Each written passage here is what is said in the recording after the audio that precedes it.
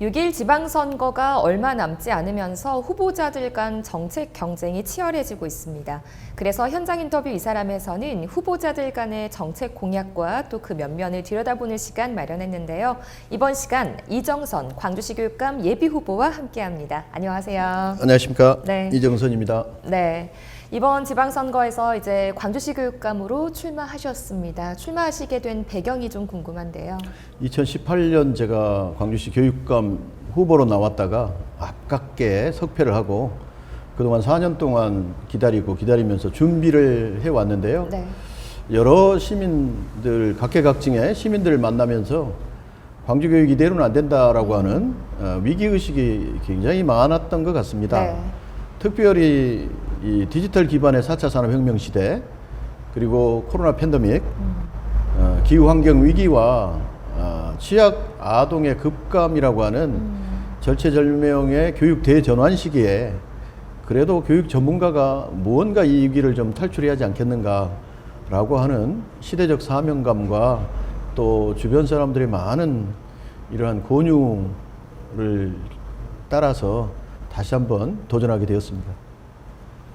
네, 이렇게 광주 교육에 지대한 관심을 보여 오셨는데 혹시 우리 광주 교육의 가장 큰 과제라고 한다면 어떤 게 있을까요? 그동안 장의국 교육감 12년 체제가 정말 잘한 점이 많습니다. 기본적으로 청렴에 대한 애를 많이 쓰셨습니다. 네. 또 학교를 혁신하기 위한 노력도 많이 했고요. 네. 또 민주, 인권, 평화라고 하는 이러한 교육도 애쓰셨고 보편적 교육복지를 또 달성하기 위해서 애를 많이 썼는데 네.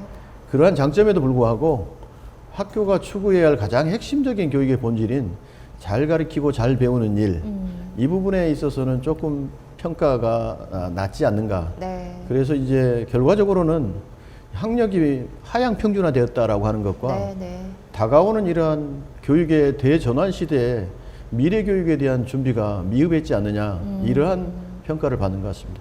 네, 방금 말씀하셨던 것처럼 아무래도 우리 학생들의 성적이 좀 많이 낮아졌다, 성적이 많이 하락했다라는 이런 평가가 있었는데요.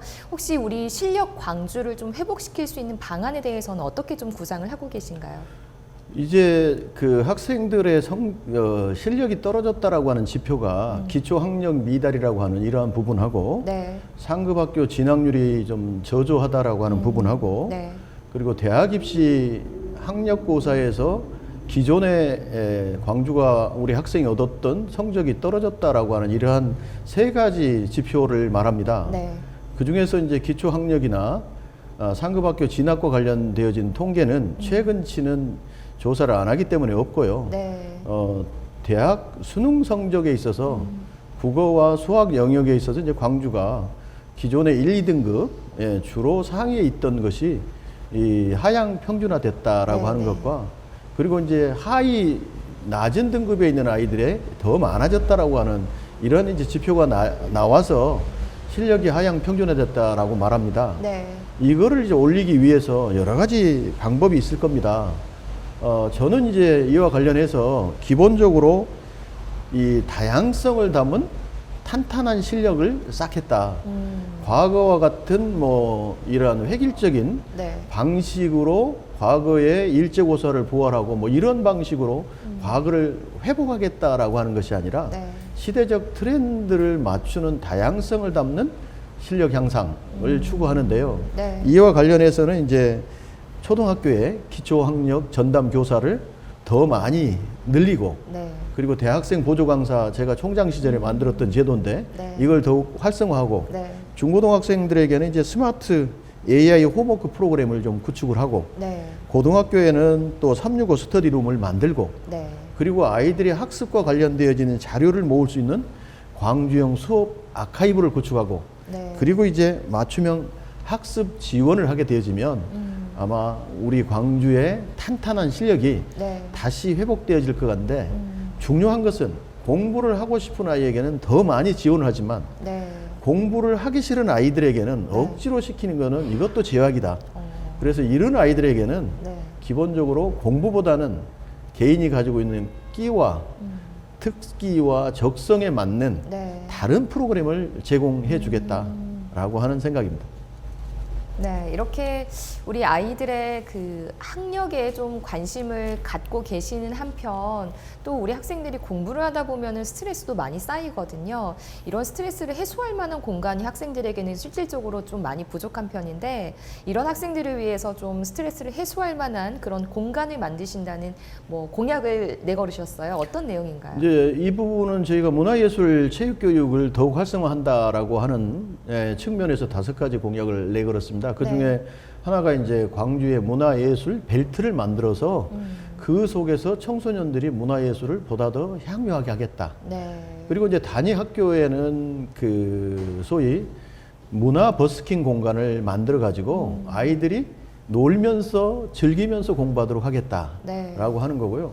무엇보다도 이제 그 예술인들과 함께 학교에 찾아가는 그 문화 배낭 프로그램을 좀 만들어서 네. 애들이 공부에 지친 아이들에게 조금 더 힐링할 수 있는 기회를 주겠다라고 네. 하는 거고요. 그것 말고도 이제 저희가 광탈패라고 해서 네. 약자입니다. 광탈패. 광주 학생 탤런트 페스티벌. 네. 그래서 이제 학생들이 이 고안하고 기획하고 학생들이 실행하는 이 청소년들의 끼와 재능을 발휘할 수 있는 페스티벌을 만들겠다. 네. 그리고 이제 무엇보다 더 중요한 것, 이 청소년 해방구를 만들겠다.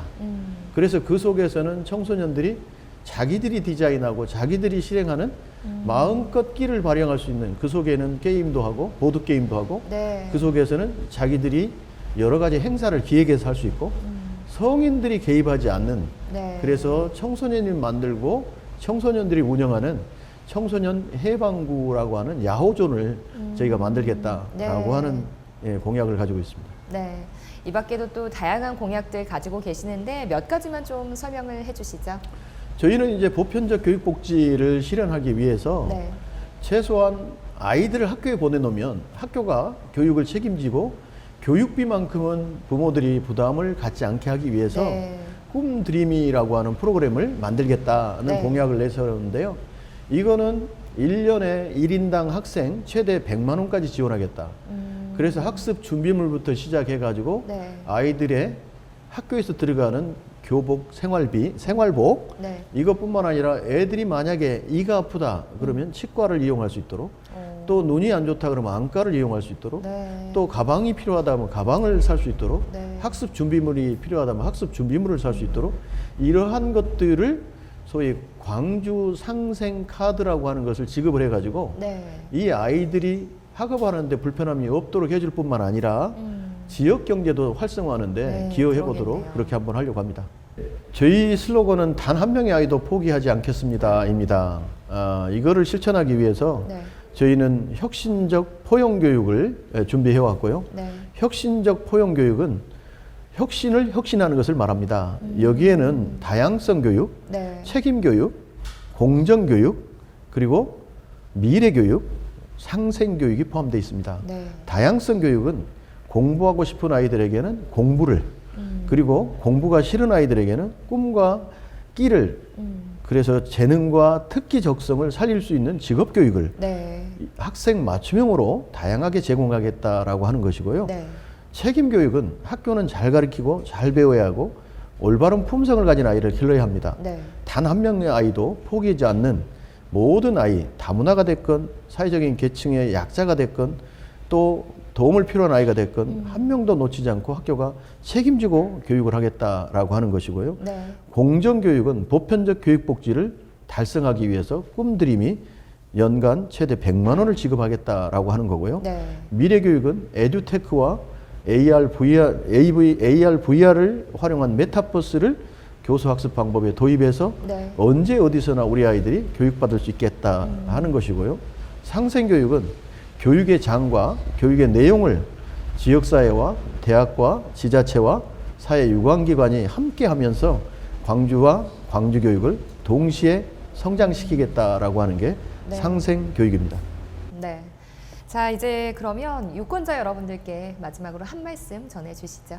예, 광주 시민 여러분 그리고 사랑하는 교육가족 여러분, 저는 2018년 광주시 교육감에 도전했다가 아깝게 석패를 했습니다.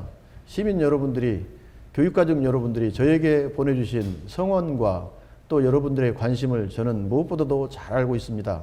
그래서 지난 4년 동안 현장 곳곳을 찾아다니면서 배우고 또 배웠습니다. 이제 준비를 마쳤습니다. 광주의 아이들을 위해서, 광주의 미래를 위해서 준비된 교육감, 그리고 오로지 40여 년이 넘게 교육 한 길만 걸어온 교육 전문가를 여러분 선택해 주시지 않겠습니까? 교육자가 훨씬 더 잘할 수 있습니다.